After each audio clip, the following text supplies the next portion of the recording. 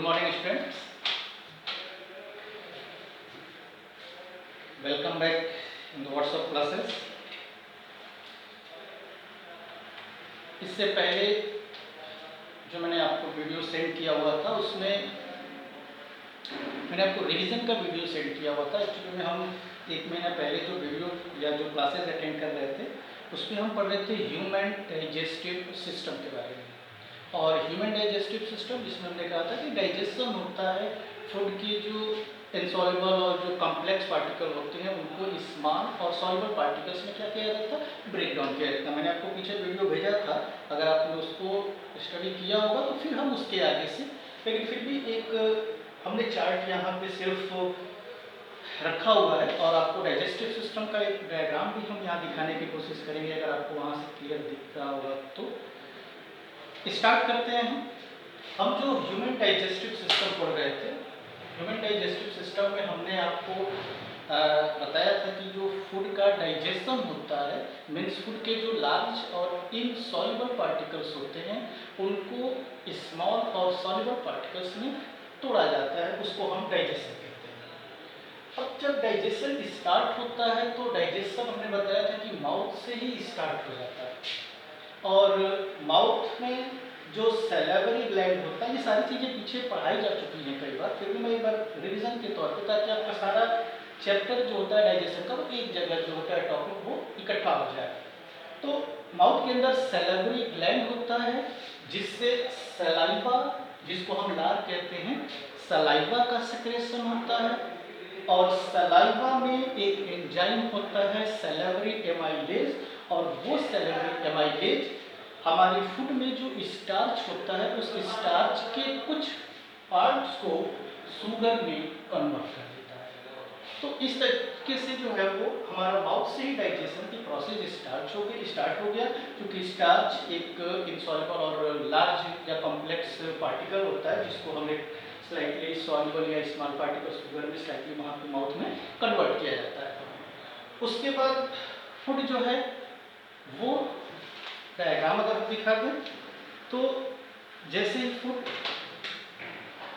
ये माउथ में ये सैलिवरी ग्लैंड और फिर यहाँ से ये धीरे एसोफेगस के थ्रू कहाँ पहुँच रहा है, स्टमक के अंदर जाता है। स्टमक में भी हमने बताया था कि ये जे शेप का स्ट्रक्चर होता है, फूड 3 से 4 आवर तक जो होता है वो स्टमक में रहता है और जैसे ही फूड स्टमक के अंदर पहुँचता है तो स्टमक के अंदर या स्टमक की वॉल से एक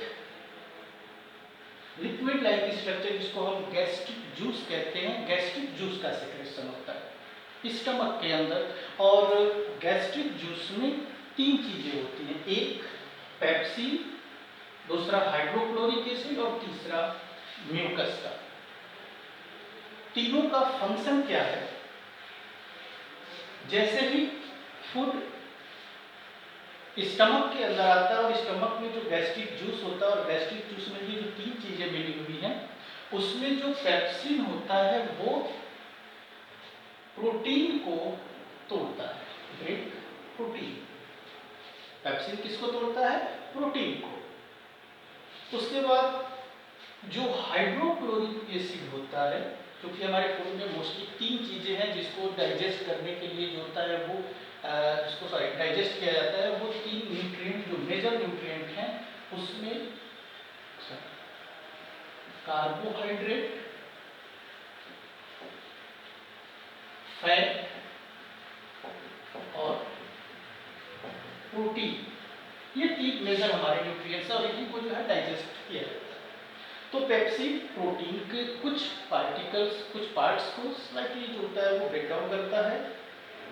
हाइड्रोक्लोरिक एसिड फंक्शन में बताया गया था कि हाइड्रोक्लोरिक एसिड फूड के मीडियम को या स्टमक के अंदर जो फूड आता है उसके मीडियम को एसिडिक बनाता है। एसिडिक क्यों जरूरी है, क्योंकि ये जो पेप्सिन है ये सिर्फ प्रोटीन को एसिडिक मीडियम में ही ब्रेक डाउन करता है, इसलिए HCl का होना जरूरी है या HCl का रोल होता है कि वो फूड के मीडियम को एसिडिक बनाए जिससे पेप्सिन फूड के अंदर के प्रोटीन को ब्रेक करे। और दूसरा जो फंक्शन मैंने यहाँ जगह की वजह से नहीं लिख पाया, स्पेस कम है, कि हाइड्रोक्लोरिक एसिड हमारे स्टमक के अंदर जो माइक्रो ऑर्गेनिज्म, बैक्टीरिया या बोन्स वगैरह जो जाते हैं खाने के साथ उसको डाइजेस्ट करता है, उसको किल करता है, उसको मारने का काम। और तीसरा जो म्यूकस होता है, म्यूकस चूंकि ये एसिड है, एसिड के एडवर्स या बैड इफेक्ट से हमारे स्टमक की जो लाइनिंग वॉल होती है उसको म्यूकस क्या करता है, हमारे स्टमक के वॉल को एसिड के बैड इफेक्ट से उसको प्रोटेक्ट करने का काम जो होता है वो गैस्ट्रिक जूस का होता है। इस तरीके से 3 घंटे में फूड का कुछ स्लाइटली पोर्शन जो होता है वो इस तरीके से डाइजेस्ट होता है। यहाँ तक आपने पिछले वीडियो में जो है वो पढ़ लिया। अब फूड वहाँ से होता हुआ स्मॉल इंटेस्टाइन में पहुँचता है। डायग्राम अगर दिखाएं हम तो ये स्टमक से होता हुआ फूड आप देख सकते हो, यहाँ से एक यू सी शेप आप कह सकते हो, सी शेप जिसको हम ड्यूडेनम कहते हैं, यहाँ से फूड होता हुआ स्मॉल इंटेस्टाइन में पहुँचता है।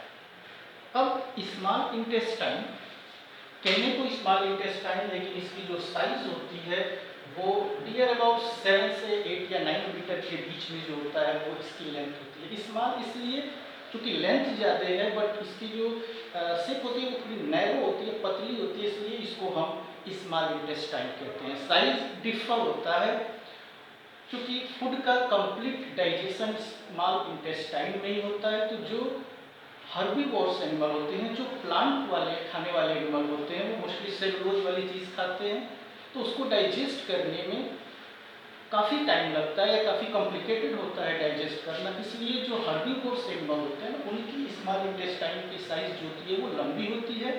कंपैरिजन में जो कार्निवोर्स के जो एनिमल को खाते हैं उनको डाइजेस्ट करने में थोड़ा सा आसानी होती है, इसलिए उनकी इंटेस्टाइन की साइज जो होती है वो छोटी होती है।